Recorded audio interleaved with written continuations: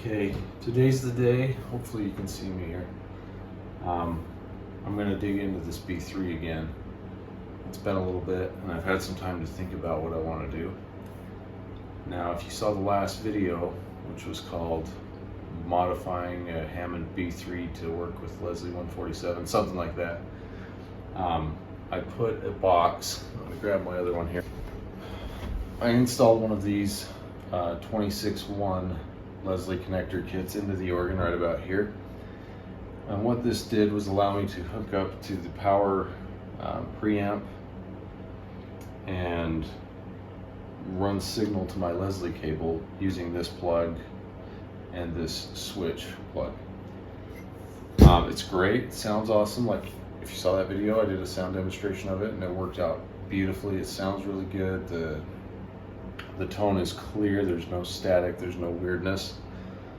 But the thing about it that I don't like, and why we're doing this today, is every time I play my organ, I have to remove the back panel and grab my Leslie cord, line it up right, and plug it in. And then every time I get done playing, I have to unplug it and put the cover back on. That is extremely counterproductive for practicing. So if you want to sit down and actually do something, you know, a little hindrance like that is just annoying enough to kind of deter you from doing it sometimes. So what I'm going to do today, like I mentioned before in that video, is basically move this receptacle out of the box and reinstall it down here. So what that means, I'm going to keep my switch plug in the same place, but I'm going to extend the wiring for that plug that goes to the power section and to the preamp section, and send it down this leg and punch out a new box there and reinstall the receptacle. So it'll be kind of it shouldn't be too hard. I opened this up one day and looked at it and figured out the route I'm going to take, so that's what I'm going to do now, is get all the screws out that I need and get this going. So here we go.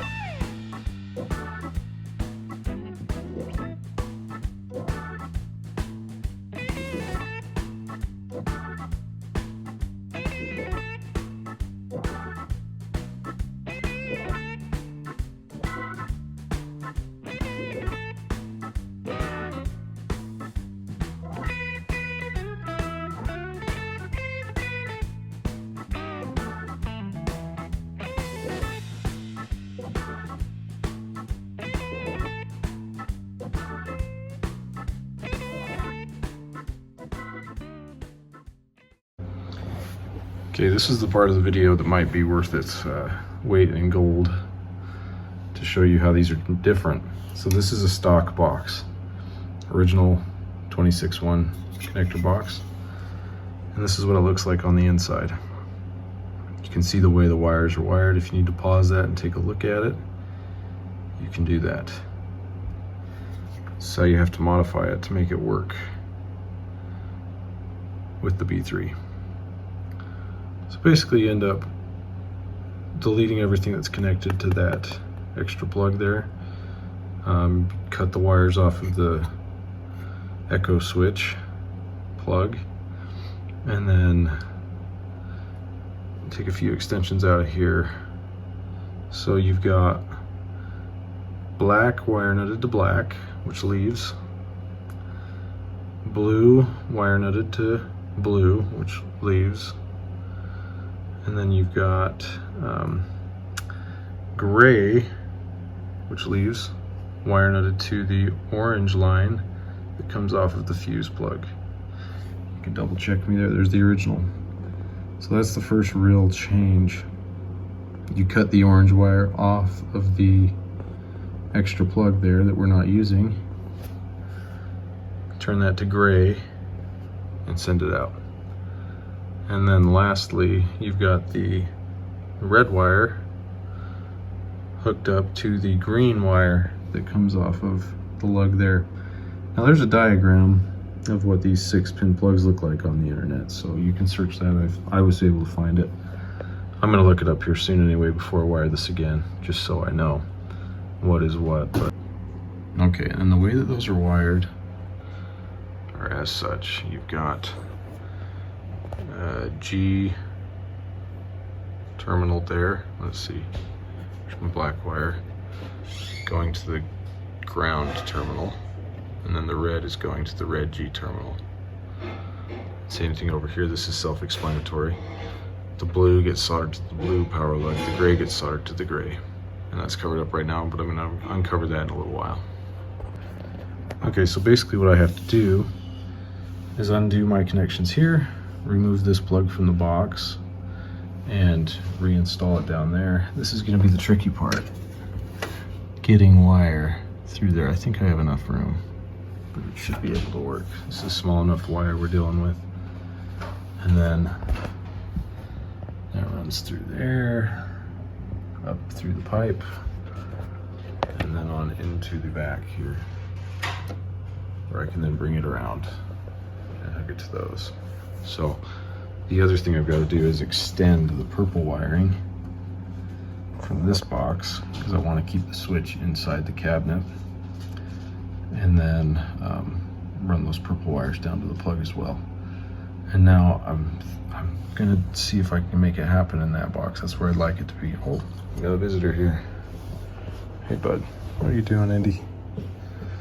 She's checking this out. Sit down. Good girl. Anyway, she's top dog on this. She's helping me. Okay, so this little outlet box is two pieces. There's a front here that's screwed onto the back box via 3 little screws, and I've gotten 2 of them out so far. Had to put some penetrating oil on them because they're rusted, and then apply a little bit of heat with the torch, and then wait. That one cracked right off, got it out. This one did not, and that one took a little bit of effort, but I just put some more oil and heat on that one. I'm letting it sit. Just something you might be up against if you attempt this. Okay, about 5 minutes later, it cracked. That one really fought hard though, so. One thing about it, you never want to force these because it's a one-way street. If you strip that out and it's over, and you've got to do something else, it's a lot harder than just taking it off, so patience. What I'm going to do is drill another hole in the back of this box, about the same size as that one, to run my new wiring through. And again, I'm trying not to disturb what's already there because it's okay, it's intact. None of those wires are stripping or shorting. But yeah, I'm gonna just punch another hole there, run another set of wires. Okay, I just drilled a hole and installed a little grommet here so the wires don't rub against the edge. And I might need to drill another one, but we'll see. I'm gonna see if all the wires will fit. Okay, my hole is drilled, and I've made a diagram of this. Now we're looking at it, if I say right or left, it corresponds to what you see right here. So starting with the black wire, there's our dot there at 12 o'clock, and then at 1 it's black to ground. So we have a black wire coming directly out of the new receptacle going all the way up to the ground. Purple to right side switch. So the right side box for number 2, right there, it's going to go into the right side, closest to my hand there. So that's going to be a long wire again, coming all the way up and then coming back into this same box. Okay, and then we've got the third one is purple and blue. Blue goes to the AC up in there. And then purple, the other purple goes to the left side switch, as seen in the box. And then we move to lug number 4 and 5 are both jumped together with that little orange wire. So right there, the orange goes to the fuse on the right side lug there. Okay. And then the gray is wired left side orange from AC power. So I don't have to do any long power run for lug 5. It's just lug number 4. It's going to be one orange wire going from there up back into this box to be wired in to the gray at the fuse. Okay, and then number 6, red goes to the G terminal. Again, we're going all the way up. Previously it was green wire nutted to the red. I don't need to do that. Since I'm gonna just take it off, I'll just have a red one. And that should be it. Okay, while I'm at it, I am going to drill another hole with another grommet. And I'm gonna run these wires in this grouping. This is 18 gauge wire I'm using, which is a little thicker than what was in there at least. The insulation's quite a bit thicker. It's not all gonna fit through that tiny hole, so 2 holes should do the trick. And I will do that. Okay, there's my second hole. It's a little bit lower, but I'll go ahead and put this little grommet in there.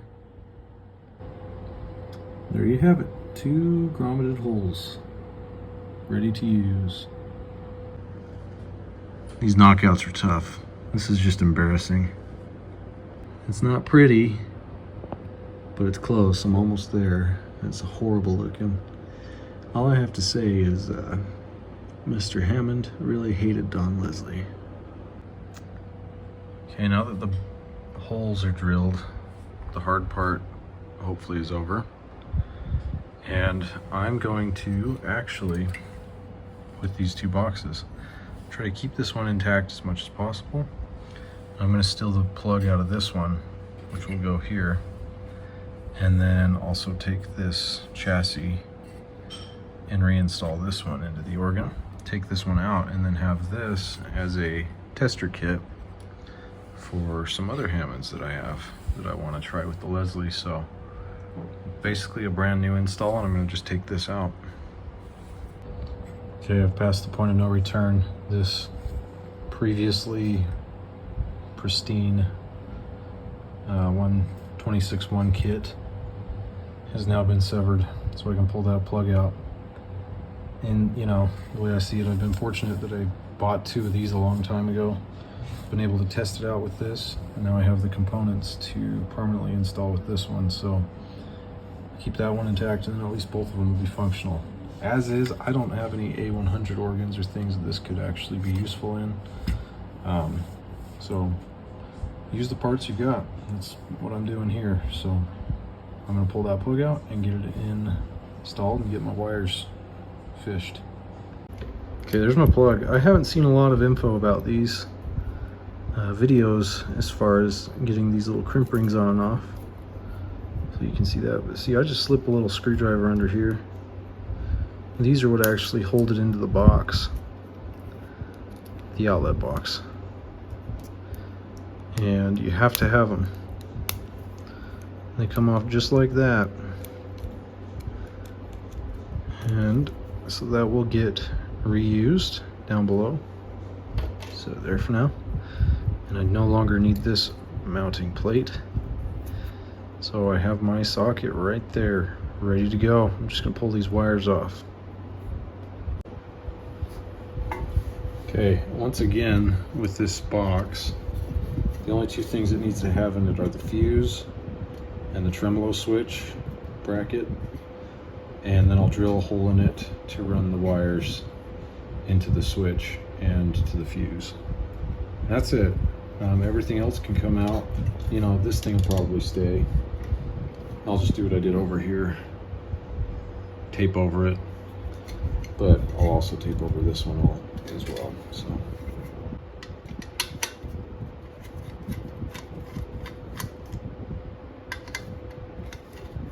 it's always good to have extra parts in case you get another project like this. I have acquired a couple of other Hammonds that I haven't mentioned yet. So keep an eye out for those down the road. For sure have some videos on them because they're going to be fun. Okay, got this. See right here, another one of those little crimp rings. Putting that to the side. And this guy we'll just keep here. I need to drill a hole in this box. So let's start out small. How's my placement? Right in the middle. Yeah, I'll go right in the middle.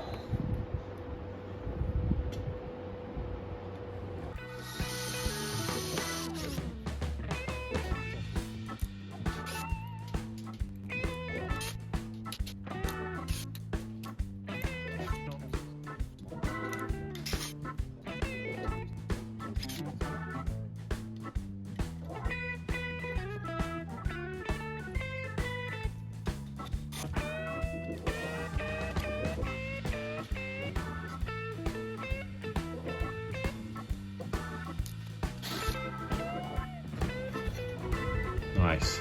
Okay, that'll be great. Now it won't be a problem with the wires. I need to add one to that old box as well. I think I have one left, so that works perfectly. Okay. I've got my soldering iron warming up, and I'm going to disconnect the old box now. Probably that one. That's the one.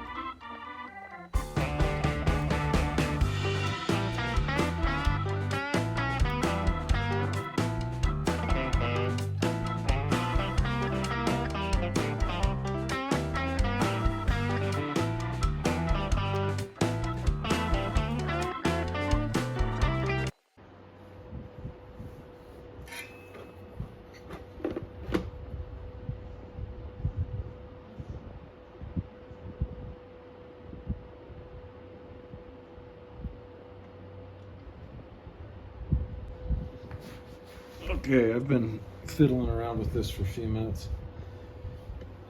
I got the fuse and the switch terminals unsoldered. Not too bad. I got the 6-pin socket all cleaned up, all the wiring off that. I think they're just barely out of the shop here. There's all my scrap wires. And then I got the unit, I think you saw that before, completely unhooked from the preamp. So we're ready to go for real.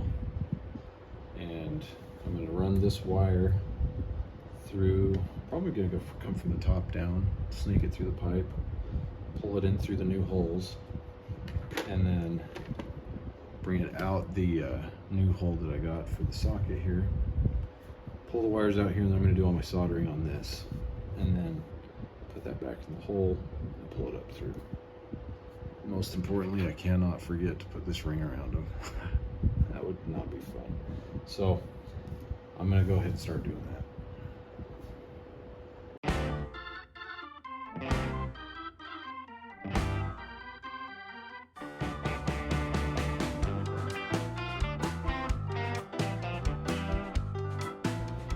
Okay, I just realized I'm going to run another color through here. Since I have two purples, that doesn't sound very easy or fun. So I'll throw some white in to replace the second purple.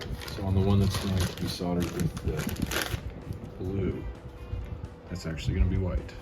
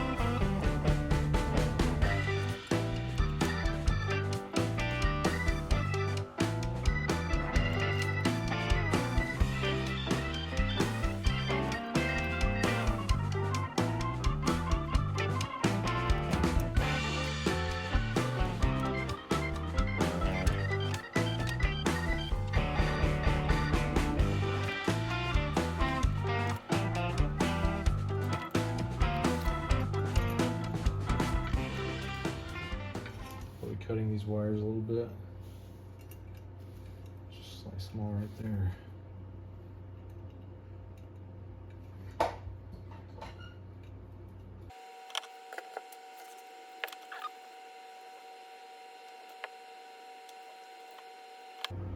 Little dot there on top means this one next to it is where the black,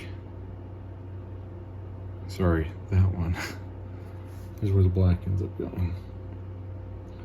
And if in doubt,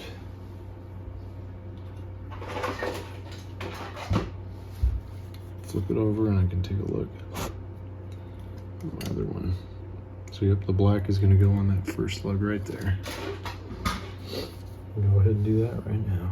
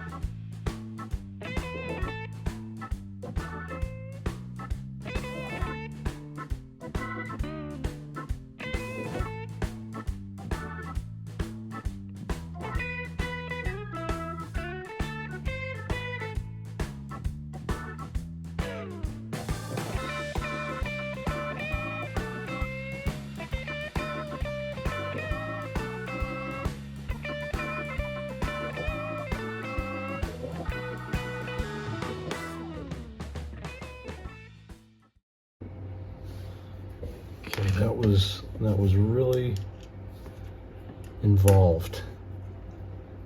It wasn't just kind of a simple little thing to do. It was very quite a lot of work to get that little box modified.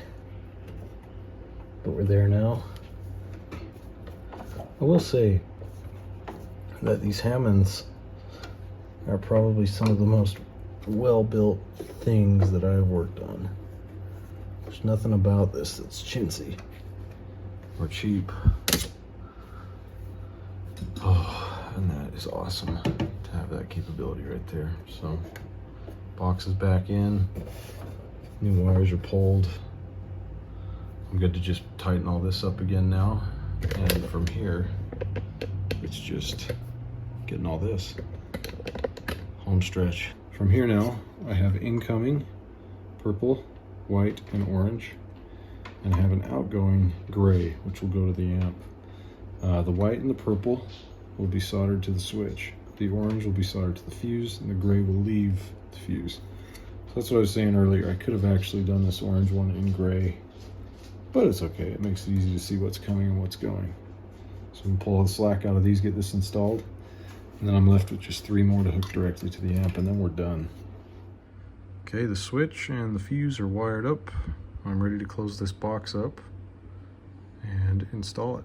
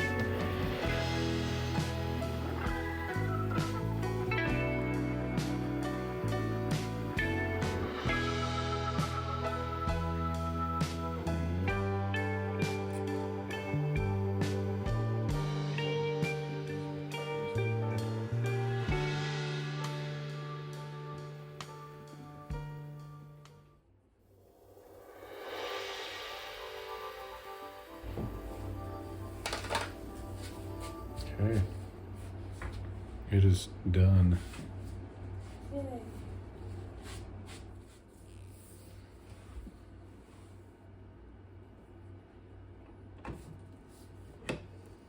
Boom.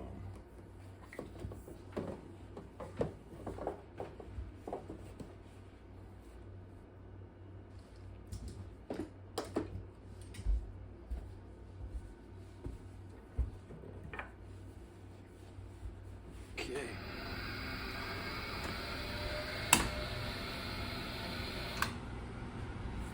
Okay, the Leslie motor is running. It's a good sign. Let's give the tubes a sec. We should be in business.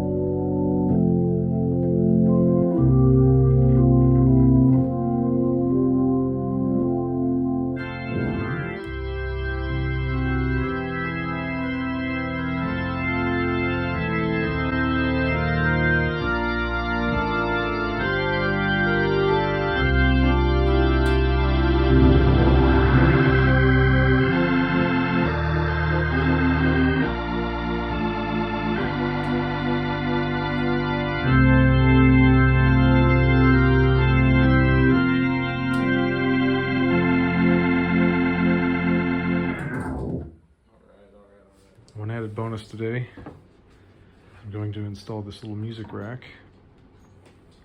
I mentioned I had some other Hammonds out in the shed, and this rack came off one of them. It's the exact color I need for this organ, so that one's not currently functional, but this one is, so might as well use it in here so I can put some music on it.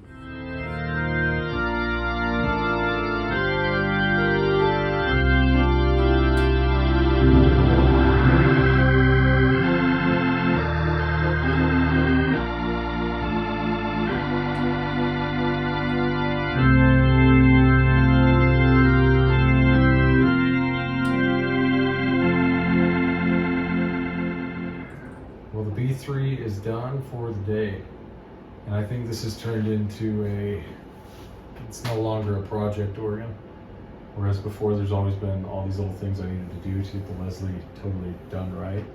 But with what I've done today, by adding the new floor plug, I've made it so you don't have to take the back panel off, and it's just a lot smoother operation to play. It actually behaves like an instrument that you just sit down at. So going forward, you know, and a little bonus here, I did put a music rack on it that I had and found some of the missing thumb screws that look really nice, and taped up some of the missing veneer chunks that I had kicking around, just things that have been on the back burner. But from now on, this organ can actually be a good playing, giggable instrument. If I wanted to, I could strap it on the dollies and take it somewhere and play it, which before now, it's been doable, but not as easy. So I'm looking forward to the future. There's a lot of things I can do on it down the road, like rebuild the vibrato chorus scanner and then defoam it. Fortunately, it's in good shape and all the contacts on the drawbars are good, so I'm not too worried about it. But like I said, it's now just a functional instrument that I can kind of pick and choose if I want to do something to it. It's not an emergency to do something to it. So I do have some other Hammond organs that I picked up recently, which is why I'm able to have some parts for it. So stay tuned for those. I'm gonna do some things with those down the road too. I'm pulling out the box that I had inside this. I'm gonna use that to test Leslie's on one of the other organs, and it should be a lot of fun. So thanks for watching. Leave a comment down below and tell me what you think, and like the video and subscribe to the channel if you want to see more. We'll see you later.